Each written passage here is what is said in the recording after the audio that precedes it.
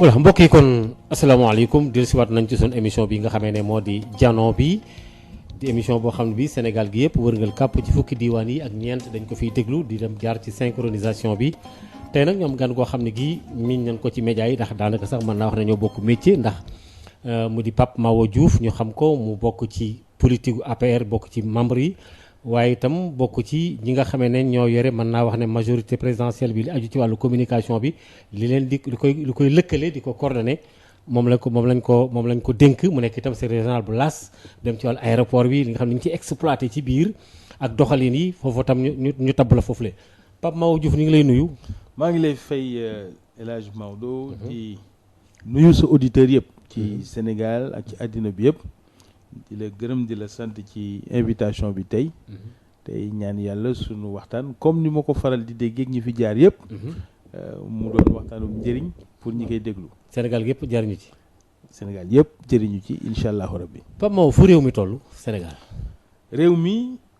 wax fi ak Diouf nga sant wax fi la nit ñi xam ne réew mi xam nga ne moom doxeenu kàkkitar lay dox fu mu toll daal laa lay laaj man.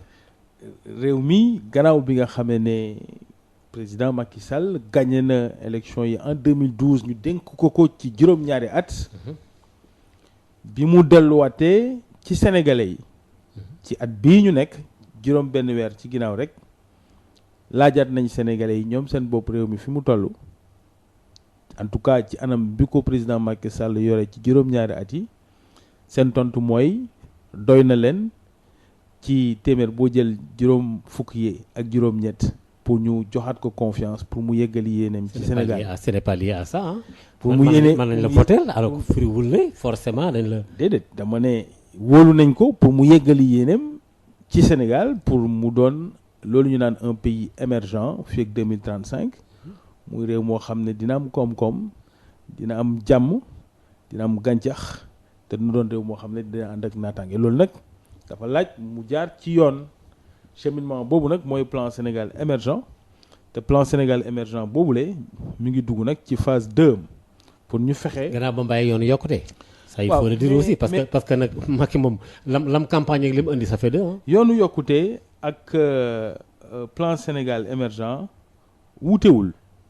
pourquoi pas. parce que philosophie politique bi newoon ci yoonu yokkute rek moom lañ dugal ci biir plan Sénégal émergent ba pare yokk perspective de temps bi ak jox ko une dimension de politique publique beaucoup plus intégrée mooy maanaam fexe ba nga xam ne nam ko gisee woon ci politique générale ci gis-gis ci yoonu yokkute ñu jox ko ancrage bi yoon ci biir état ak administration ak perspective boo xam ne day jëm ba 2035 ndax kat pour l'essentiel li nekk ci PSE ak li nekk ci yoonu yokkute weesuwul mooy équité territoriale équité sociale politique d'infrastructure ak restructuration de l'économie ak bonne gouvernance. équité sociale foo ko gisee tomb yi nga wax yëpp foo ci gisee équité sociale. équité sociale bokk na. non loolu man ngeen wax ne seen objectif la. waaye pour le moment moom sentiruñ ko fenn. waaw équité sociale xam nga doo xëy rek ne sotti na da nga naan am naa yéene def ci jéego. bokk na ci yéene def ci jéego bi li nga xam ne mooy 300 000 familles yi bénéficié wu ci bourse de sécurité familiale bokk na ci yéene def ci jéego ci wàllu équité sociale mooy fexe ba nga xam ne dialyse ñi ci daawul jot ci biir réew mi mu gën leen a jege bokk na ci équité sociale mooy fexe couverture sociale à travers la couverture maladie universelle ñu jële ko ci près de 10% yóbbu ko ba près de 40% aujourd'hui de couverture donc loolu mooy li nga xam ne mooy yéene bi waaye nag Sénégal fa mu war a yegg ci koom-koom ak développement mun nañ wax ne yeggagu fa waaye promesse bi mooy 2035 lañ fa yegg ba tax na président ci candidature bu mujj bi yow est-ce que Pape Mahawa est-ce que yaa ngi xalaat bu baax li ngay wax. waaw yaa ngi naan 2035. waaw li ngeen yéene di ngeen ci yegg en 2017 ans. waaw amoon ngeen benn objectif boo xam ne bi atteindre leen ko en décembre 2017 xam nga lan la. autosuffisance en riz. waaw déjà boobu moom fàtte ngeen ko. te pourtant mais àggaluwu leen ko. waaw da ngeen ne woon en 2017 dinañ ko am yëpp moo tax li ngeen di wax ne est-ce que c'est pas utopique parce que doo comprendre. déedéet soo jegee ci fi nga xam ne li nga daan produire par an ci wàllu mbéy. wala seen augmentation rek wax leen loolu. augmentation bu toll naka. foo doon béy téeméer yaa ngi fay béy ñaar téeméer. loolu kay du augmentation bu ndaw da nga naan kay fii ak ban diir la ñuy atteindre autosuffisance alimentaire bi. ndax nag yéen a fi joxe woon ay date de. joxe nañ date ci wàllu woowu. am na feneen ci wàllu production boo xam ne joxe wuñ date mais terewul am na fa ay recours ak ay jéego yu am solo suñu demee ba nga xam ne pour la première fois ci histoire du Sénégal importation riz ci réew mi nekkatul luy yokk mais luy wàññeeku chaque jour parce que ñi ngi produire loolu dañ ci war a sant yàlla te ñaan yàlla mu jëm kanam ndax su jëmee kanam su yàggee dinañ am autosuffisance alimentaire boobee su yàggee yi tamit dina baax si ñi nga xam ne ñooy béy li nga xam ne mooy ceeb bi ci biir réew mi di ko béy noor ak nawet nag guddi yuñ toll ndax loolu daawul demee noonu bu njëkk te tey noonu lay demee. d'accord léegi. loolu da ngaa wax yu am solo jëm ci wàllu ay PSE et cetera mais actualité bii nga xam ne moo gën a brûlante fii ñu toll nii. mooy ndaje mi nga xam ne assemblée nationale amoon nañ ko parce que boo moo gisee ma tàmbalee fu réew mi toll dama xam ne fa lañ jëm ci kaw. mais tey li amoon ay règlement intérieur assemblée nationale lañ doon xoolaat. là c'est bien parce que tam booy doxal dara ba mu yàgg. nga soppiwaat ko gis la gën a baax y a pas de problème. mais comme li ma jaaxal mooy commission d'enquête parlementaire bi ñu sampoon. pour mu saytu mbiru Ousmane Sonko. aujourd'hui ñu ne après rencontre boobu rek dañuy def benn huis clos. pour décider la ñuy décider. alors que commission boobu attaqué nañ ko en justice par Sonko lui-même il a dit porté na leen plainte parce que nee na c'est illégal dañ ko defaree et cetera de deux. commission boobu ci boppam est-ce que amati na sax sa raison d'être parce que dans la mesure où mbir mi léegi ma nga ca yoon ba waa ji déglu nañ ko démb. wax na gars yi ñu arrêté nag seen jus. waaw dama jàpp ne xam nga am réew. Sonko mi ngi leen di sonal mukk la àddina man de xalaatuma loolu. non bul waxati loolu. xalaatuma ko man li ma jàpp mooy Hadj Maodo am réew. soo ci amee yéene bu rafet. day feeñ ci sa doxalin. day feeñ ci orma bi ngay ormal réew ma. c'est-à-dire. ak ña nga koy seqal mooy maanaam su fekkee ne da nga am ay tuuma yooyu teg ci ay nit. ci wàllu loolu nga xam ne mooy détournement bi ñu ne am na ne dañu luubal xaalisu réew mi joxe ci turu jàmbur ne yaa ngi ak firnde yi dara terewul la jël firnde yi jox ko El Hadj Maodo Faye ne ko firnde yaa ngi nii. mais il l'a fait. firnde yi joxu la ko yow joxu ko benn taskatu xabaar. ba pare yeggali jël firnde yooyu ne lii ma la jox Hadj Maodo moom laa jox procureur wala moom laa jox le juge wala moom laa jox joxe na ko nee na jox na ko procureur. waaw nee na waaw bu nga mujjee wax laa wax nee na ndax ñun keneen wax nañu leneen waaye li wóor mun naa la jox exemple ci yenn réew yi. soo demee fu demee nii ay réew yu mel ni France benn journal bu ñu xam bu tudd Mediapart. suy porter ay accusations day génne ay këyitam da koy publier su ko publier ba pare ne lii jox naa ko procureur. waaye fii ñuy waxee man ak yow yëpp kenn xamul li muy wax lan la. mais xëy na c'est confidentiel. il a eu les dossiers. non ay firnde moom amul waxu confidentialité su dee li ngay wax am nga ko. mais comme jox na ko procureur du procureur moo gën a kawee ci wàllu poursuite c'est le maître des poursuites. te waxam la ak waxu keneen. yow gëmoo la jox na ko. bugguma commenter man li nga xam ne parce que loolu lay wax ne. li may il a été entendu par le juge. yow dafa naa doo sur actualité bi. waaye li ma naan nañ ko moytu du ma ci jiitu li ma naan baaxul. te dañu war a defal wor ma sunu république su fekkee dañ ko bëgg du ma ci jiitu di ko def waaye li ma xam man moom am na lu mu wax. oui am na ñeneen ñu wax leneen am na sax ñu ne du moom moo porté plainte mais Pastef moo porté plainte wala turu jàmbur bi muy wax sax ci mbedd mi bindu ko ci benn kayit loolu yëpp dégg naa ko mais loolu yëpp mooy uñi sunu suturé république li am solo mooy koo xam ne am nga yéene jiite réew mi ne bëgg nga ko dafa war a feeñ ci sa doxalin li ci des nag. mooy commission parlementaire bi ak ouverture d'une enquête judiciaire au niveau du parquet ou bien au niveau du tribunal loolu leneen la man je pense que jàpp naa ne Assemblée nationale mi ngi ci yoonam mi ngi ci droit am li mu war a def yëpp la def à partir de la fin de la procédure foofu la yem li ci des mooy li xew au niveau du tribunal là aussi nit ki dem na ci juge bi génn na ñëw na wax na waaye juge ba moom it noppi na waxul dara te xam nga juge yi am nañ droit am nañ devoir de réserve. waaw justement mais da nga jàpp li ma xalaat daal Sonko waxul dara ci li ñu ko wax. li ma xalaat daal mooy pour des gens responsables. wax ji mun na bañ a bëri. su fekkee ne da nga am ay firnde da nga koy teg ci table bi ne man lii laa gis te lii ma gis kat nii la numéro compte bii la fii laa ko jàppee mu jeex mais su fekkee ne nag koo xam ne la li mu bëgg a dundee mooy. coow dundu politique u riirandoo na riir tey mu ne Falémé suba mu ne X suba mu ne Y coowal coow rek. il est dans son rôle. il est dans son rôle il est opposant. et opposant nag bokk na ci responsabilité politique. que opposant yi ñenn ci ñoom soppi doxalin ci wàllu débat public. parce que mbir mi nag nekkul rek coowal Ousmane Sonko tey suba coowal keneen mais lan mooy projet politique bi nan la ñuy fexee ba mbéyum ceeb bi ngay wax autosuffisance alimentaire bi ñu yegg fa. li ñu naan équité territoriale en termes d'infrastructure liñ ci jot a def ñoŋal ko nan lañ mën a def ba mu gën a yokk nan lañ mën a def ba nga xam ne on va avoir plus d'investisseurs dans le pays. loolu les gouvernants ñoo koy def yéenay gouverner kay il est dans l'opposition lui. ñuy gouverner ñooy agir mais ñi taxaw ne ñun on doit être ñi nga xam ne ñooy doon alternative bi ñii mënuñu ñii ñoo mën war nañ mën a wax ñi ñu naan pousse leen ñu toog ñoom suñ toogee lan mooy seen yéene ak yan yoon la ñuy jaar. mais il a dit bind na livre def na programme. livre am bi lire naa ko gisuma ci loolu. ay waxul ci amu ci amul fenn fu mu wax ci biir naka lay def ba développer l'infrastructure rurale amul fenn fu mu wax ci biir naka lay def ba augmenter la croissance économique du pays waxu tuuma ak waxu caaxaan la ci bindee.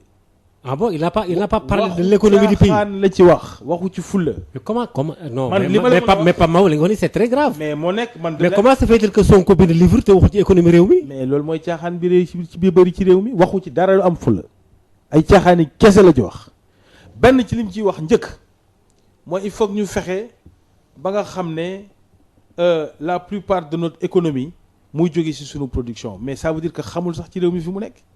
mais il a xamul tax ma la wax loolu. mais lu xel nangu na ko. tontu naa ko te ba ma ko tontee tontu wu ci ba léegi le b.a.-ba du plan Sénégal émergent dans son diagnostic rek dafa xool le taux de croissance du Sénégal depuis l'indépendance ne ñun sunu koom-koomu réew fu muy jóge li ci ëpp mi ngi jóge ci li nga xam ne mooy service yi te service yi doonul loo xam ne ci production nationale lay jógee PSE ne kon léegi il faut que ñu restructurer l'économie nationale fexe ba nga xam ne fi ñu daan béy benn dinañ fa béy ñett ba juróom ñu ne naka la ñuy def ba béy ñett ba juróom ñu ne dañuy restructurer la semence restructurer les terres subventionner béykat yi fexe ba nga xam ne dinañ mën a augmenter production bi ñu augmenter ko fi nga xam ne dañ doon béy benn ñu di fa béy ñett naka noonu ci mbéyum ceeb naka noonu ci horticulture naka noonu ci tomate bi et cetera. mais xëy na Sonko am na ci beneen façon bokkul ak seen bopp. waxu ko amul fenn fu mu ko bind. ah bon waxu ko fenn d'ailleurs du moom rek ah. bëri na fii ci réew mi ay opposants yoo xam ne ay coowal assemblée nationale lañ lay wax ak juge bi ak diw sàcc na ak diw sàccul mais kenn si ñoom du la bindal ab téere defal la une analyse bu sérieuse boo xam ne daf ko fondé ci expérience. c'est-à-dire que ils n'ont pas de programme selon amuñu programme wormaa lu ñu réew mi. non yow tamit Pape Mahawa soo Diouf ko gisee nga wax ma ko. wax ñun am na lu ñu gis nee nañ ñun il faut une politique d'infrastructure nationale terre autoroute ak infrastructure. autoroute bi li ngeen ci sof ak boo ci génnee ci Ablaye Wade def jotagul Ablaye Wade. 40 kilomètres la te tey ñu ngi ci près de 250 kilomètres d'autoroute ci lañ jëm. avec continuité de l'État li ngeen pousse mu jàll. yaa tudd loolu man tudd ma ko yaa tudd. mais non pousse mu jàll man kay sa tudd non mais pousse mu continuité de l'État c'est-à-dire déet man tudd ma Ablaye Wade dama ne rek ñi ngi ciy def ay jéego nga tudd loolu waaye wax nga dëgg c'est la continuité de l'État restructuration de l'économie c'est important mooy li nga xam ne dañuy inverser les moteurs de croissance au lieu muy doon service rek ñuy fexe léegi ba mu doon la production léegi nag ñu ngi jàll ci beneen étape mooy li nga xam ne mooy programme bi nga xam ne moom le président proposé Sénégalais yi ba ñu wóolu ko ci te mu doon 5 grandes initiatives. ban ak ban.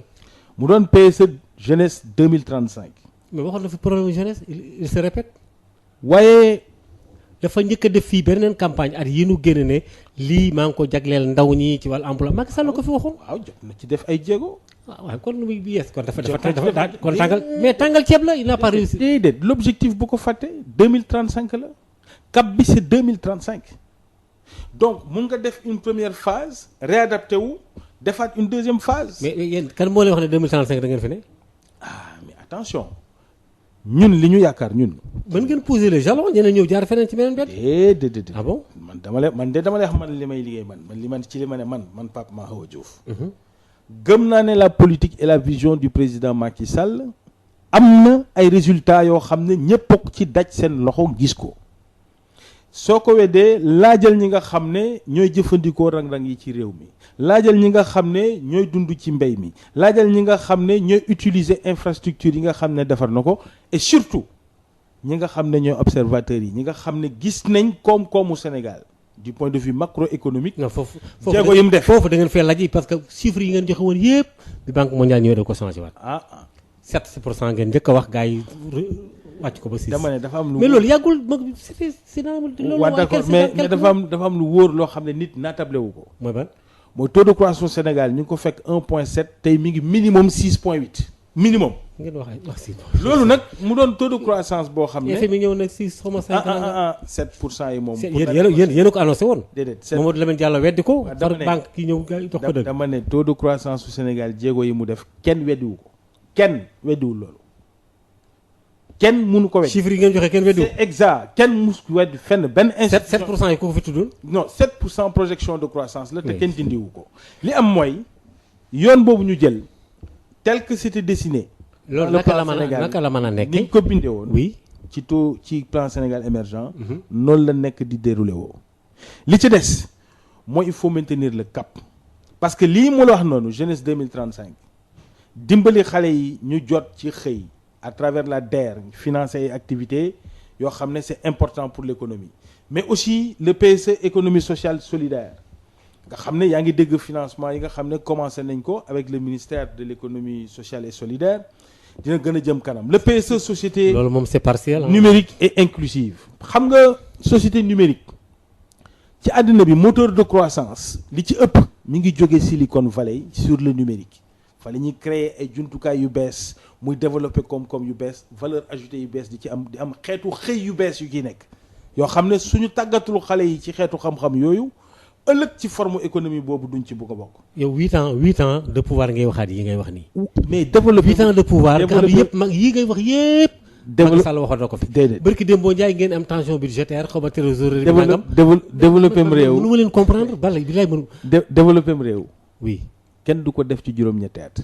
non mais moo tax li nga xam ne mooy li ëpp ambition ak warmal réew mi ci li président Macky Sall indi bokk na ci biñ ko ne jiital réew mi ci juróom-ñaari at dal ne juróom-ñaari at mun naa ko def waaye pour soppi doxalin réew mi en profondeur da ngay am vision ak gis-gis boo xam ne dina jéggi ay génération jëm ba 2035 et loolu noonu la ñuy développer réew amul benn réew ci àddina bi bu ñu soppi koom-koomam soppi jikkoy nit ña defar citoyenneté ba ci juróomi at wala juróom-ñetti at duy demee noonu. loolu xam ba tax na li jar a saluer. El Hadj Maodo mooy mag ak kilifa yi ak professionnel ak ñi nga xam ne am nañ expérience d'État ak d'entreprise du secteur privé yi ànd ak président Macky Sall pour gunge ko ci projet boobu dans le cadre de sa large coalition. depuis 8 ans qui est exceptionnel. depuis 8 ans li ngay wax nii. est-ce que un Sénégalais lambda sentir na loolu à part seen bourse familiale yi nga xamee ne temps yi ngeen y avait un coup d'arrêt da ngeen ko arrêté woon xam nga sax reprendre ngeen ko mu déet affaire bi doo sentir sax yow li ngay wax nii. bu fekkee nag ay slogan yi wax ci kanam d'accord naa ak yow. mais pour le moment les Sénégalais sont fatigués ça il faut le dire. dañu ne accepter ko rek. déet man kay li ma wax leer na. ku la ne le Sénégal sera émergent en 2035 kay.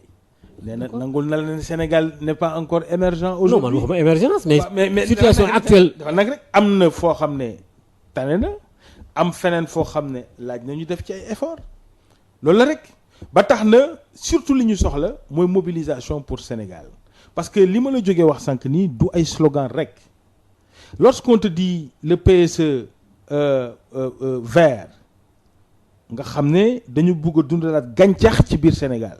barke démb la ko waxaat fii bi muy daje lu koy waxoon na ko loolu bu ca campagne ba la ko tàmbaloon wax ba léegi jarta soofantal lu tax jarta soofantal non kenn soofantalu ko da ko waxoon ba pare kay gis ñu dara mu waxaat ko xam nga lu tax non bii ci campagne bi la ko waxoon te jublu na ci campagne bi loolu la wax dama ne la waxoon na ko ci campagne bi mais créé na agence bi nommé na directeur général bi ñu fàttali la ne Ali Haïdar moom lañ fa nommé oui te war nañ fa recruter près de 50,000 jeunes yoo xam ne ñoo war a xeexal Sénégal pour mu amaat gàncaxam ndax gàncax ci réew du rek caaxaan. mais gàncax ci il faut nga am espace Dakar est devenu béton. non suñu non Sénégal gépp la wax mais dama la ko exemple bu gën a ndaw. yéen mën leen a régler cas Dakar parce que notre environnement est pollué. Dakar dafa am ay pollution atmosphérique. astafurlah kii sonore bi. atmosphère bi yëpp yàqu. yëpp ñu def ko ay béton. ngeen naan ay vert ci Sénégal. mais loolu suñu la nee vert. oui bul jàpp ne simplement dañuy wax ay garab rek pour mu doon gàncax nii rek du loolu. économie la suñu nee gàncax ci réew mi économie la ñuy waxuñu rek waaw non je comprends xam naa fi nga waxee. non mais loolu ci économie la bokk. waaw loolu ci économie la bokk ba nga xam ne dafa am. moo tax man la loolu pour mu taxaw il faut nga am espace. waaw mais espace boobu. am Macky Sall a un problème foncier boo xam ne mënu ko régler. non loolu am Sénégal am na espace bi les réformes foncières nécessaires yi ñu ci war a def dinañ ko ci def pour mun a reforester le Sénégal nga xam ne loolu bokk na ci sécurité écologique am bokk ci li nga xam ne mun na développer encore réew mi et puis surtout ay xëy la pour ndaw ñi ma di la fàttali ne 50 000 jeunes lañ ci bëgg a recruter. moom beneen initiative bu am solo mooy l'initiative du PSE cap sur l'industrialisation am réew. soo demee ba def ban industrie moo nekk Sénégal boo defee moo tax ñu ne la cap sur l'industrialisation. waaw moo tax man la toujours rek objectif. waa dafa am ñaari phase bi ci njëkk soo ñëwee il faut nga def ay réformes soo buggee ñu investir sa réew di fa indi yenn xeetu usines yi yenn sorte industrie yi il faut nga réformer l'environnement des affaires ba tax na sur le doing business Sénégal daf ci gagner ay points yu bëree daal di réformer la loi définir des zones industrielles comme zone bi nga xam ne moo nekk Diamniadio zone bi nekk Sandiara zone bu nekk Diass réformer toute la réglementation autour de sorte que mun na attirer léegi ay investisseurs dans une seconde phase moo tax ma ne la Alaaji Maodo réew kenn du ko tabax ci juróom-ñaari at il faut que mu jël le temps nécessaire te pour mu jël le temps nécessaire il faut que nit ñi bàyyi waxu caaxaan te jublu ci fulla ndax fulla ji mooy yeneen réew yi xaaruñu ñu ñi ñu dendal ci biir continent bi ndax ñi ngi jëm ci ZLECAf mooy la zone économique de libre échange su Sénégal gaawul dajale pas-pasam dajale yéeneem dajale lépp li mu am ci kattan ci fulla te bañ a bàyyi waxu caaxaan yi dinañ ñu tànn. lan mooy waxu caaxaan. waxu caaxaan yi mooy ku jàpp ab sàcc ne jàpp naa sàcc téye sa micro ci mbedd mi naan jàpp naa sàcc. mais Sonko li mu wax dafa ne këyit yaa ngi nii. soo jàppee sàcc ana këyit yow gis nga këyit. non il a déposé sur Alaaji Maodo gisoo këyit personnellement gisuma ko. gisoo ko gis. yow Maodo gis naa Sonko. déedéet yow gisoo ku gis këyitu Sonko yi te yow gisuloo ko. sérieux li ma bëgg a wax mooy am na lu gën a yomb loolu gën a responsable. mooy lan pour revenir mooy su dee am nga ay preuves tu les fournis devant tout le monde ñëpp xam jox na ko yow xanaa yow sa nopp Pape Mahawa nee na la mais surtout Sonko nee na teg naa ko ci table procureur porte plainte teg ci. ana procureur xanaa dafa muumoon wala procureur lan moo tax juge bi woo ko. yow yaay wax juge li mu war a def ak li mu war a def. non mais lan moo tax ñu woo ko démb. ma ne pour jeet est-ce que moo ko woo. ah moom. déet kon yow Sonko gëmoo ko ci dara. ah man damay moytu di kii kat wax dëgg yàlla ay waxam jarta dóor say doom loolu ne wax na ko. nee na juge bi ma woo. waaw man daal li ma amal solo. oui allons-y. ni ñuy def ba usines yi ñëw ci réew fexe ba xale yi am ci xëy. te ngeen fab lépp jox ko yéen ngeen jox lépp multinationales yi. loolu nag déet loolu moom wax dëgg yàlla mënuñ ci ànd ak yow. loolu nag d'accord. loolu nag commencé nañ ci def ay jéego gis nga zone économique spéciale bi nekk Diamniadio am na ay usines yi fa commencé ñëw pour la première fois Sénégal di construire ay emballage ay sénégalais di ko defar fii ci réew mi ñi di ko exporter mu jëm bitim réew fu ci mel ni États-Unis d'Amérique yoon boobu il faut mu jëm kanam loolu mooy li nga xam ne mooy PSE bi nga xam ne moom lañ yaakaar ne mun na développer l'industrialisation mais mu des aussi parce que réew mi suñu bëggee soppi ko pour 2035. man tey laa lay wax Pape Mahawa li nga wax lépp d'accord naa ci. waaw 2035 yow nga ne tey ngay wax. non mais dafa non mais attends 2035 fii titi li ngay wax ni lépp gisuma ci lu ci Macky Sall waxul woon ci campagne donc attends te léegi maa ngi lay laaj benn question boo ci amee dara man nga tontu ma ci février bi ñu ko joxaatee 58% virgule tel ba sampaat ko ba léegi ban acte la fi Macky Sall posé lu conseil des ministres nommé génne benn rencontre bu xaw a am solo ko si néew la fi def mooy barki dem bi demee jëm ñaaj avec les élus locaux lan la fi def février ba léegi. on est en 6 mois ou 7 mois depuis ñu falaat ko xam nga 8 mois. waaw mais lan ban acte la posé concrètement. waaw man à part les conseils des ministres. non loolu mënoo ko wax xam nga. man gisuma ko soo ko gisee nga wax ma ko. liggéeyu président de la république. dina ne premier ministre bi kenn xamul lu muy def. liggéeyu président de la république du liggéey boo xam ne. liggéey bu muy tëb la di ko def ci mbedd ñëpp di ko gis liggéey bu muy waaj la organiser ko ak administration yow communiquer leen organiser ko ñi ngi ci organiser ko ak les partenaires am na ci loo xam ne c'est visible yaa ngi koy gis le programme zéro bidonville ak le programme bi nga xam ne mooy dans le cadre de vie nit ñaa ngi ciy teg seen bët le ministre Abdou Karim Fofana mi ngi def liggéey bu am solo. cadre de vie. cadre de vie. non mais quand même yow barki dem ngeen wax fi ngeen di bale mbedd yi bàyyiwaat ko. déet arrêté ngeen ko déet Maodo arrêté wuñ ko. baax na Ndar xëyul sotti. da ngeen a démarré taxawaat. Ndar xëyul sotti Alaaji Maodo. Macky Sall moo fëgg fii dënam ci campagne bi nag Ndakaaru dafa salte. waaw mais liggéey tapé sur la table. yow kat wax dëgg yàlla teg nga ci sa bët corniche bi barki démb xool nga booru stade amitié mais man bëgguma ko waxee noonu parce que soo ko waxee noonu day mel ni lu ñu yàkkamti di ko përëx yi te du loolu. loo xam ne la progressivement yéen journalistes yi am ngeen ci seen cër kilifa yi diine yi ak aada yi am ci seen cër suñu bëggee réew mi nit ñi ñeme ko di fi dugal seen koom-koom di investir en tant que touriste il faut que soo génnee ci mbedd mi li ngay dajal muy rafet ci bët. absolument loolu nag loolu ñëpp d'accord nañ ci. loolu nag bokk na. oui mais ci objectif yi nga xam ne président boole na ko ci programme am ci ministre bu mu jagleel responsabilité bi mu commencé ci def ay jéego yu bëri def na ay CRD mi ngi liggéey ak l'administration commencé ci ay actes concrets comme yenn zones yi ñu désencombré mais des na lu bëri lu ñëw lu laaj Sénégal yëpp doon benn say ànd di yëkkatendoo di dóorandoo ndax Sénégal mënuñu ko séddoo Alaaji Maodo te lii ñu bind ci programme mu président bi soo ko xoolee ci dëgg ak sa aqulay taala di nga yëg xam ne mooy yoonu defar réew mi yaa xam programme zéro déchet la itam ndax programme zéro déchet. non zéro déchet moom amu leen tàmbali ngeen ko kenn xamul fu mu jëm. non zéro déchet xam naa ne ministre bi ñu jagleel. liggéey bi yi ngeen dëgër piroon ñëpp ñëwaat nañ ci dina ci gën a lépp li ngeen dëgër piroon ñëwaat nañ. mais nee naa la Ndar xëyul sotti. non dëgg leen dëgër piroon ñu ñëwaat y a pas de suivi amul suivi. dina am na suivi Ndar xëyul sotti. d'accord waaw baax na li may wax mooy. waaw liggéey boo xam ne la ñëpp ci war a jàpp. yi taskatu xabaar yi kilifa yi ñëpp ci war a jàpp zéro déchet nag du rek cadre de vie zéro déchet mooy économie bi nga xam ne mooy ànd ak traitement de déchets ndax traitement de déchets économie la mbalit mi. dafa war a am industrie bu koy transformer bu koy trier et cetera loolu président xalaat na ci ak ñi nga xam ne ñooy ay techniciens le ministre bi ko am en charge mi ngi ciy liggéey dina gën a génn donc. Abdoulaye bi jàpp ca loxo ma nekkee. loolu yëpp terewu foon ay mbuusi perméable ana mbuus ya. loolu yëpp tey la wàllu gën a ay. non xeetu mbuus ba mu tere woon amatu fi ba léegi. benn catégorie yaa ngi taxawal ci mbedd yi waaye léegi nag bii am solo ci programme mu Macky Sall.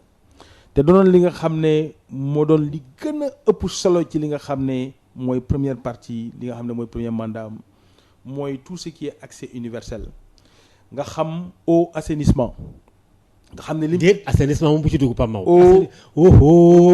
yow xanaa hivernage bi yow tamit Macky moom sax wax na ko nee na gars yi il faut ñu gaaw defaat lii dugaat fii eau assainissement ndara nga ne leen di bëgg a.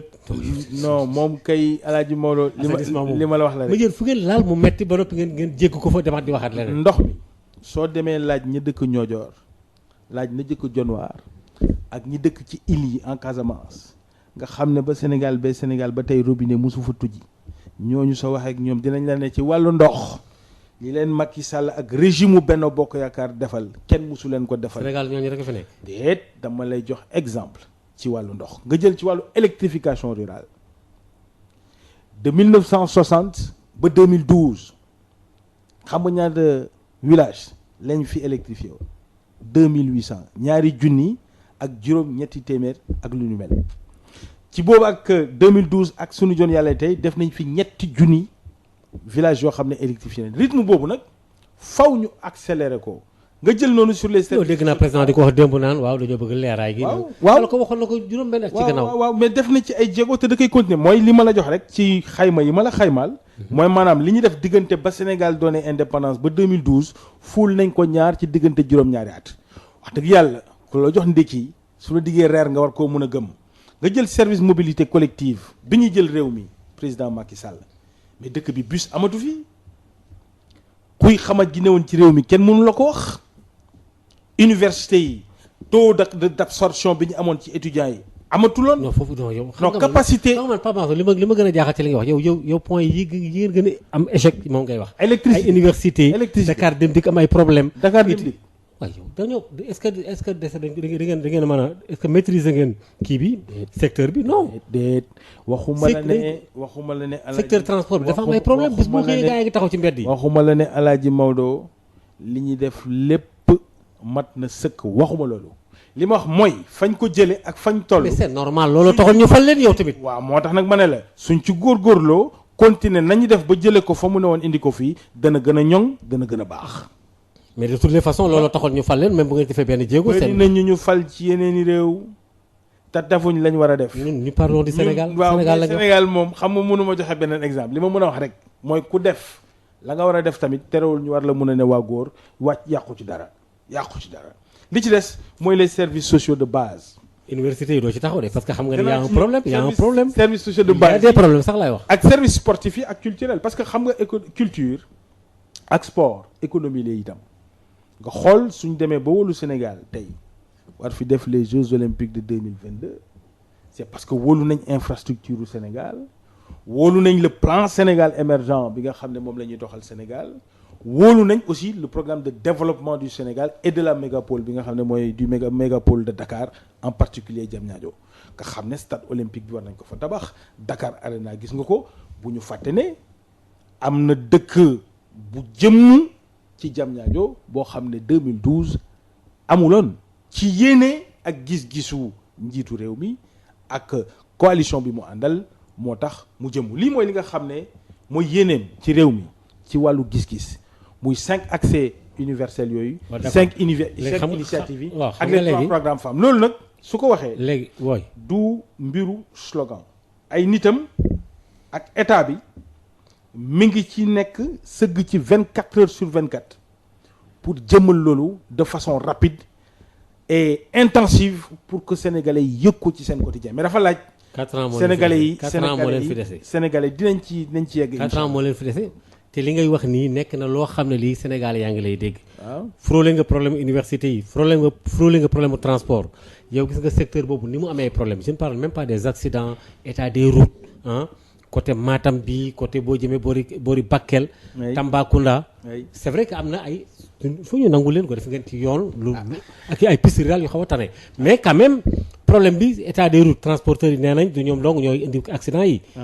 oto yi ne ngeen da ngeen waxoon ngeen fii ne renouveler parc automobile ba mu yàgg ngeen soppiwaat waxaat 8 ans fii duggaat fii kenn comprendrewul fu ngeen jëm. est-ce que le président xamul fu mu jëm. est-ce que xam nga nombre de kilomètres yi ñuy defar ci wàllu bitume route bu ñu tali. ci Sénégal non dégg na fay 5 mètres dugg fii yéen seen chiffre yi kenn xamu ko. bu leen defee ngeen changé ko. déet chiffre yi kay changé 1500 kilomètres. mais autoroute yi non waxoon ngeen lu ko fépp. autoroute yi 40 kilomètres lañ fi fekkoon fi mu toll nii ñu ngi jëm ci 250 kilomètres d'autoroute non ci wàllu infrastructure politique bi fi nekk politique bu tegu ci yoon la avec un cap très clair loolu kenn mënu ko naatable parce que li ko gën a firndeel. yéen bu joxe chiffre ngeen war a bàyyi. moo tax ma bëgg a bàyyi chiffres yi di la jox symbole dama lay jox loo xam ne moo koy junju am na il faut ñu nangu ne li fi xew ci juróom-ñaari at yi guleet la ci réew mi Alaaji Maodo faw ñu yegg ci loolu suñ ci yeggul dinañ luppe loo xam ne am na solo ci Sénégal et ce serait dommage en tout cas ñi mel ni man duñ ko seetaan lu mu laaj dinañ ko def ba kenn du nelawal sénégalais yi ñaari firnde rek bi ñuy bàyyi Sénégal en 1960. ñu parler de 60. xam nga tax ma la wax 60 dama lay jox benn firnde bu yéeme man musuma voyager ci raay ñi am samay at yëpp musuñ jël train xamuñu raay. oui suñuy waajur dañ doon dugg train di jàngi jóge Ndar ñi jëm ba Bamako. oui ñun bi ñuy am atu war a jël train raay amatul Sénégal lan moo ko waral problème mu gouvernance la problème mu éthique la. loolu problème mu engagement état la problème mu implication. léegi yéen ban raay ngeen def terre bi ak anticipation gouvernement Sénégal jël ñaari mesure ci wàllu train benn bi mooy programme bi nga xam ne moo war a réhabiliter li nga xam ne mooy le Dakar Bamako. mais Dakar Bamako man. mais est-ce que yaa ngi réfléchir. ñaareel bi. yow Dakar Bamako nga xam ne jógu problème barki Dembo Ndiaye ci journal bi fii. réew mi la gars yi jóge Thiès na daal affaire bi baaxul. Alaaji Maodo téye am réew téye ay problème la waxuñ la ne amul problème. dañu ne non waxuma la problème mais non dama ne la problème yi ba léegi dafa demeurer. le moment où yéen ngeen di wax. mais quand même amul benn secteur booy jël dans un pays. non seulement mais dafa perdurer également. amul benn secteur booy jël ci may. nee naa la raay bi dañu ñëw man xaw ma raay mosuma cee dugg train alors que ñun suñu waajur yëpp ci train lañ doon. léegi depuis 7 ans. depuis 7 ans lan ngeen def ci raay bi. dekkal nañu raay ci réew mi. TER am na fi. TER ban. ñaar le programme de réhabilitation baa ngi bëgg a dee ngeen sakk leen xoj leen programme est-ce que xam nga ne programme de assainissement bi ngay wax programme de réhabilitation Dakar Bamako bi it beneen mbir la boo xam ne dañ ko war a sant li ci des nag mooy li ngay wax nii dëgg la Alaaji Maodo am na ay problème non amul ay da ngeen fay fekk problème yi bàyyi ko fi am na ay problème Dakar Bamako lu ngeen ci def am na ay fay sax mun leen am na ay problème ci TER bi notamment population yi nga xam ne da ngeen leen bloqué ils ont été bloqués et cetera assainissement bi baaxul taw bu ndox mi dem yàqal leen dina jël toutes les mesures nécessaires ana seen techniciens yi accompagner mais am na ñaareeli symbole c'est trop tard sur le rail bi am na beneen symbole ban symbole mooy le pont de la Gambie le pont de la Gambie ban pont Gambie yéen defu leen ko fi pont Gambie heureusement nga ni pont Gambie comme du pont Sénégal c'est bien pont Gambie c'est bien pont Gambie dafa doonoon yéene bu yàgg ci réew mi oui te pont Gambie doonul affaire infrastructure rek dafa doon affaire infrastructure doon affaire diplomatie doon affaire relation avec le voisinage moo tax ma ne la yéene bi duñ ko nattati ci ay chiffres dañ koy natt ci ay symboles. waaw mais pont bi yéen defaru leen ko. réveillu train bi. pont bi defaru leen ko. non defaruñ ko mooy lan. fi ngeen ko fekk. dama la bëgg a xanaa yeggale. déedéet te yeggale gi sax. non te pont bi sax genn wàll gépp Gambie la féete. pont bi biir Gambie la nekk. moo tax man la genn wàll gépp dafa laajoon. oui liggéey boo war a liggéey dans le voisinage ak la Gambie. oui de sorte que pont boobu mun a possible. boo déggee man la genn wàll gi lépp mooy amuñu ca dara. déedéet Sénégambie la Sénégal ak Gambie leadership u état du Sénégal daf ci am cër ni Sénégal di taxawee mooy tax Gambie di mun a doxee nen li lépp naturellement kenn mënu ko wax ci ay ondes mais bokk na ci symboliser ci li symboliser li nga xam ne mooy yéene président Macky Sall en termes d'infrastructure ak yéeneem en termes de développement du Sénégal loolu dafa am solo lu am solo la Alaaji. voilà mbokk yi ma fàttali ba léegi ñu ngi ak Pape Mahawa Diouf nekk ci ñi nga xamee ne ñoo dem ci wàllu majorité présidentielle bi muy coordonné communication bokk tam ci las bi nga xamee ne itam aéroport bi lañ ca fàq lañ ca cuqati laa ko mën a tuddee sax aw làcc la woo xam ne bi mooy secrétaire général bi c'est très bien parce que am na ci liggéey yoo xam ne am na solo foofu alors Pape Mahawa xam nga problème mu yéen ba ngeen faloog léegi c'est vrai que réew mi Benno Bokk Yaakaar moo koy jiite coalition mooy jiite Sénégal coalition mooy jiite Sénégal du APR parce que APR moom bu doon ñoom donga xiroo nañ ak ngaayoo bu yàgg léegi dafa am ay affaires yoo xam ni dafa bees tàq ci réew mi mooy juboo Ablaye Wade ak Macky Sall man sax gëmuma ne juboo xuloog yooyu parce que man jàpp naa ne sëriñ bi def na devoir am mais man jàpp naa ne sax gisante woon nañ ca Tabaski ga ngeen weddi ko tey ji Jeune Afrique gën na confirmer ne ñoom kon ñu ngi doon waxtaan kon dañoo profité rek daal di teg deal fexe ba gise fa juboo et après ban jubale et après problème Karim la ñuy régler wala lan c'est quoi ça waaw man de wax naa fii ne est-ce que Macky Sall mu jubóog Ablaye Wade ak mu ñàkk a jubóo lan lay freiné ci Sénégal waaw man de wax dëgg yàlla li ma ci gis oui rafetlu ko mooy li nga xam ne est-ce que réeroo woon nañ sax ci ba ñuy tijji jumaa ji Masaalikul Jinaan kilifa gi sëñ Muntaxa Mbakke yàlla na fi yàgg te ànd ak wër amiin dañu ne moo ñaan ñi nga xam ne mooy président Macky Sall ak président bi fi newoon muy président Abdoulaye Wade ñu juboo ñu nangul ko loolu joxante loxo ànd génn ci jumaa ji ci contexte bu rafet boo xam ne jàngu bi tijji na ay buntam nit ñi mën fa julli ci jiite jàngu bi ci réew mi dem char sëñ Cheikh sëñ Muntaxa Mbacké yàlla na fi yàgg te wër mu doon benn élan bu exceptionnel boo xam ne ci lañ jógee itam mu mel ni loolu tamit ci demande sëñ Muntaxa Mbacké ci lañ tijji tamit ki nga xam ne à travers la grâce présidentielle Khalifa Sall mu génn quand je dis mais nga Khalifa ma su ko laaj su ma naan Sénégal dañu war a jublu ci Sénégal te bàyyi ku nekk jublu ci sa bopp foofu lay waxee dama yaakaar ne lépp solo moo ñu xool ku nekk ci ñun la gën ca yow te mun a jëriñ Sénégal ñu jox ko ñi nga xam ne ñoo jiite réew mi ñu ànd toog waxtaane ko defar réew mi loolu laa gëm ne su dee mun nañ ko am ci kaw nag respect des institutions du Sénégal ci kaw respect aussi de la conscience sénégalaise naturellement mooy maanaam jox sénégalais yi cër loolu munuñ lu dul ça c'est une leçon de morale ah. waaw munuñ lu dul rafetlu. yow moral ngay def nii quoi c'est sûr mën naa la comprendre en tant que politicien. mën naa la comprendre ci loolu mais dama bëgg wax ne xam nga dialogue politique bi. foofu laa jëmoon déjà parce que PDS bokku ci woon. te jubóog Ablaye Wade gi gaw ma ne dana tax mu jur ca dara. parce que ba léegi ñu ngi piétiner ci ay bulletins uniques ak yu kenn xamul. affaire bi sax dafa mel ne léegi à part de caméléon lay demee kenn comprendre tul. muy benn te wax naa la seen jubóog seen ñàkk a jubóo Macky Sall lan la ci def est-ce que teewul programme Macky Sall aussi yàqalu ko dara. c'est vrai que nag jubóo moo gën comme li nga wax léegi lu mu mën a doon. tàqali ko ànd ko gën. loolu moom ci suñu culture sax donc. loolu la ñu xam d'accord nañ ci. mais dama bëgg wax ne loolu andi amul benn problème. ci programme Macky Sall moom la muy doxal maa ngi koy doxal. waaw parce que Macky moom ay mbiram ku nekk mën na ko nangul ne moom lu mu bëgg a def dana ko def. kooku moom jikkoom la moom. waaw ci kàttanu yàlla waaye. non mais kàttanu yàlla bien sûr. waaye dama jàpp rek ne wax ji nekkul ci moom li mu bëgg a def ak li mu yéene def. je crois que ni ñu ko gisee noonu lañ ko war a mun a nangoo ne noonu la demee. en tout cas ba ñuy gis leneen wala ñu xam leneen. d'accord li ñu gis mooy sëñ Mountakha Mbacké. non loolu ñu may ko on est d'accord. waaw léegi loolu moom yaakaar naa ne ci lañ mën a tënku waaye nangu nañ ne. waaye daal mënoo d'accord non d'accord nag yow sax. waaw mais mënoo nangu daal ne yow Sonko lu mu wax dëgg la man de man ba Diouféen bi yaa ngi may bëgg a jaaxal lu ñu wax nga ne non je prends damay ci ay pincettes parce que wóorut lu ñu wax nga ne moo ko wax waaye gisuma ko bon da ngaa yaakaar ne Sonko dafa dox bay dem ci mbooloo ne man juge bi woo na ma porté naa plainte procureur ponte ko nga ne yii wóorul. xëy man pas moom de quoi. waaw xam nga man ci li ma bëgg la dugg. oui mooy dugg ci. non soo ko intéressé wuñu mais ça. waaw politique am laay wax waaw xam nga mais soo defee noonu rek damay. mel non personnalité boo waaw ko personnel mais quand même dinaa ci sànni ñaar. oui. homme politique bu ñëw taxaw. oui di dénoncer. oui ab ne lii dañu luubal xaalis. 94 milliards.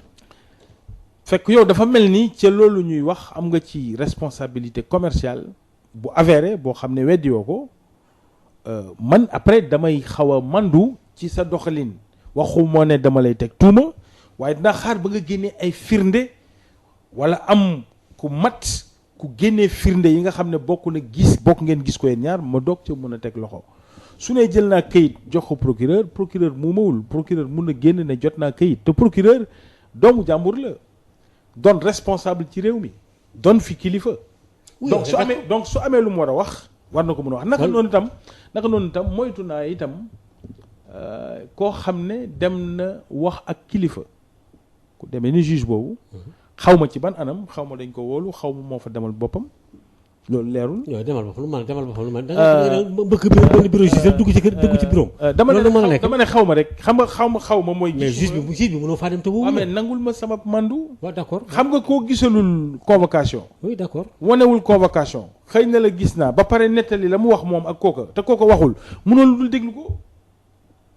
oui waaw parce que aussi gis nga république dafa am nu muy doxee suñu buggul sàmm ko ci mbedd mi. parce que man mun naa xëy suba rek. mooy la stratégie de la rumeur. teg la tuuma boo xam ne Maodo du ko mun a teggi. fekk génnewuma firnde ne gis naa ko sa kàddu la ak sama kàddu rek. fekk ñu ngi may déglu dinaa ko mun a teg sa kaw. fekk laajuñ ma firnde dinaa ko mun a teg sa kaw te yow munoo génnee firnde buy weddi li may wax. moo tax suñu buggee doxalee noonu suñu démocratie d'opinion su yàggee suñu débat public dañ koy nasaxal dootul am njëriñ Ousmane Sonko dafa am 15% de sénégalais yu ko votel. oui mu doon lu sérieux. ci mu njëkk bi. waaw doonul deuxième nag il est troisième. mais c'est important c'est très important parce que ñi am score boobu biir Sénégal ci histoire politique gu Sénégal dafa bëriwul. pour la première fois nga songu. bëri na pour la première fois ñu songu am yeneen i kii. waaw maam foofu laa wax ñi ko am rek tout simplement même à la troisième fois ou quatrième fois. oui am 15% bëriwul. oui. donc dafa laaj en conséquence soo buggee doon ku sénégalais yi jox nopp jox la cër un comportement conséquent bu ci war a ànd sooy wax ngay wax fulla sooy wax ngay waxee firnde sooy wax nay teggi ne sooy joxar bi na nga ko teg ci dëgg mais bul toog rek di wax li la neex di teg tuuma ci ku la neex doo joxe firnde di saaga ñenn ñi di uñi suturay nit ñi loolu rafetaluñ ko sunu réew xamuñ loolu te sunu démocratie tamit loolu taaralu ko foofu laay waxee ba tax na bëgguma man ñu toppante ci terrain boobu en tout cas man duma ci dem. da ngay jël ay réserve damay jël ay réserve parce que ku ñoo taxaw génn di wax naan lii te génnoo benn firnde sunu démocratie gën na sérieux loolu sunu tradition politique nationale ëpp na dayoo forme taxawin boobu ñàkk teggin ñàkk taxawaay ñàkk worma ba pare loolu daal rafetul ci démocratie. d'accord collectivités locales yi les élus locaux barki Dembo Ndiaye Macky Sall yow gis nga mu taxaw ak ñoom. mais man xam nga lu ma jaaxal ci discours Macky Sall. ak maire yi doon wax foofu. parce que maire yu bëree bëri yàlla dogal na jaar nañ fi toog wax. ci seen subvention yi gars yi boole ko maire yi nga xam ne bokkuñu ci parti mouvance présidentielle ñoom dee nañ.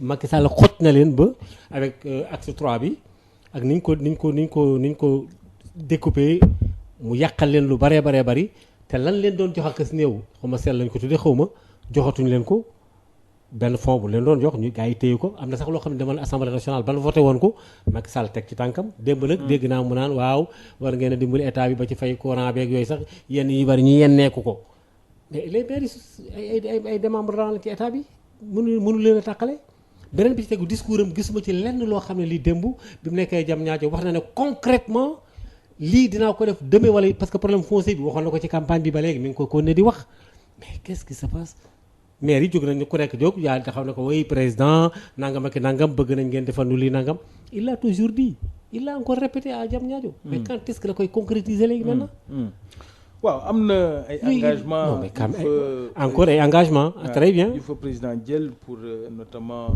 une maison des métiers mais aussi non waaye yooyu waxoon yëpp la culture mais globalement les maires les communes souffrent waaw waaye man li ma jàpp amuñu moyen c'est ça la vérité li ma jàpp alaaji kon nag baax na gaa yaa ngi lay dégg li ma jàpp ci discours président jàpp ko ci stratégie président peut-être waaw loolu moom beneen affaire la mooy d'abord li mu njëkk a def mooy la communalisation universelle bu ñu fàtte loolu moo posé problème yi nag waaw xam nga téyam réew alaaji Maodo mooy gérer ay problème bi moom dafay ne rek ndax àddina moo ànd ak problème ni ngay téye problème yi di ko lijjanti ak sa yéene ak ni ngay dajale xol yi ak xel yépp ñu ànd ci lijjanti boobu loolooy wax ji waaye problème yi moom barkala moom mënta ñàkk ba nga xam ne commune bi dafa war a am léegi une forme d'autonomie am des formes de partenariat yi am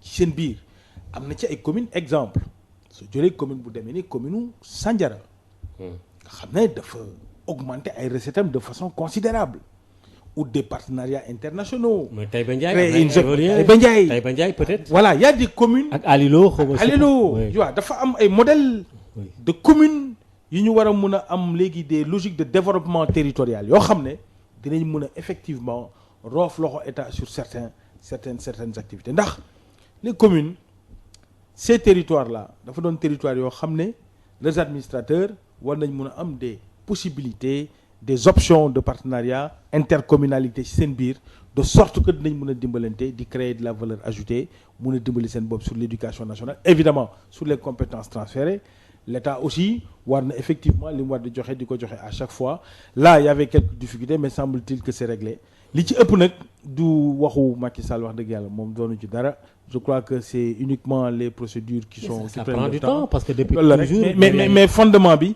mooy communes yi assumer véritablement leur ouverture sur le monde les territoires war nañ mën a jël ay initiatives mais il faut nga accompagner ko ay moyens. bien sûr sinon mais comme ni may wax rek ndar xëyul sotti dina sotti petit à petit on a des exemples joxe nga ko fi sur Taïba Ndiaye ñu joxe ko sur Sandiara y en a d'autres qui vont suivre nit ñi les maires et les nouvelles idiles des communes yu bees yi dinañ am façon bu ñuy doxal bu bees boo xam ne mooy gën a méngoo ak jamono.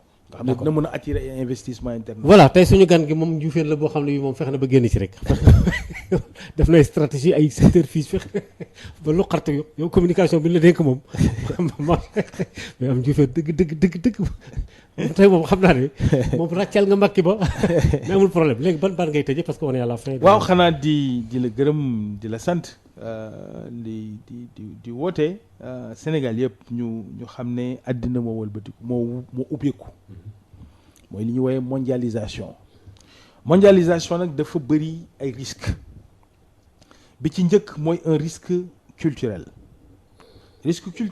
mooy sunu doom yi ñuy yar ci diine ci kër yi ñeneen di ñu ko yaral ci seen téléphones yi ak site internet yi nan la ñuy def Sénégal ba taxaw mooy la fameuse les villes créatives yi président di wax mooy comment on organise la culture en dehors des maisons pour que xale yi ñu continuer di leen defal une vraie culture dekkal kasak ci réew mi kasak war nañ ko mën a dekkal ci biir réew mi ñu dajale xale yi di leen jàngal suñuy valeur boobu risque culturel la. Deuxième risque bi c'est un risque géopolitique bi mooy soo xoolee dëkk yi ñu dendal bu demee ni Mali dafa xëy rek état bi effondré wu ay terroristes yu jóge ci yeneen i réew songu état ba sukkuloo ko daan ko état ba daanu loolu beneen danger la. Troisième risque bi c'est un risque économique mooy multinational yi ngay wax. J'ai posé le problème. waaw mais bàyyi ma tu m'as pas répondu. Non. À la fin de l'émission tu veux dire que. non risque économique boobu. oui du risque rek contre Sénégal. risque la contre Sénégal risque contre Mali risque contre la France risque contre parce que économie mondiale ak mondialisation moo taxawee noonu léegi su ko defee réew ma ca nekk acteurs yi. l'opposition le pouvoir le secteur privé dañu war a réfléchir sur l'essentiel les grands consensus yi ñu war a déggoo loo xam ne dañ ciy déggoo ba doon pouvoir nga bañ a doon pouvoir. ku munti ñëw itam di changer ndax loolu sécurité réew mi la. ça dialogue national bi ñuy wax loolu la war a jëriñ. d'accord nga xam ne. Sénégal war na mun a déggoo ci naka la ñuy protéger la conscience collective ci culture naka la ñuy protéger réew mi sur les grands risques géopolitiques comme le terrorisme. war nañ mën a déggoo sur le tissu économique minimal. naka la ñuy déggoo sur les grands principes parce que développement réew ci du juróomi at du juróom-ñaari at. d'accord ay fanweeri at la jëm juróom fukki at mooy transformer le pays en profondeur foofu nag le président Macky Sall di inviter acteurs yi ñu jiital Sénégal d'abord wàññi polémique bi te wax ci liggéey bi. d'accord voilà mais ñu ngi lay sant bu baax a baax di la gërëm Pape Mahawa xam naa ne moom rëcc nga rek voilà mbokk yi doon déglu kon ñu ngi leen di sant bu baax a baax di la gërëm tam Pape Mahawa Diouf encore une fois parce que tamit bariwul woon jot waaye féq nañ ko daal ba xëcc ko ba andi ko ñu ngi lay sant bu baax a baax incha allah mbokk yi ñu doon dégg beneen dimanche incha allah daañu dikkaat ci beneen homme politique wasalaam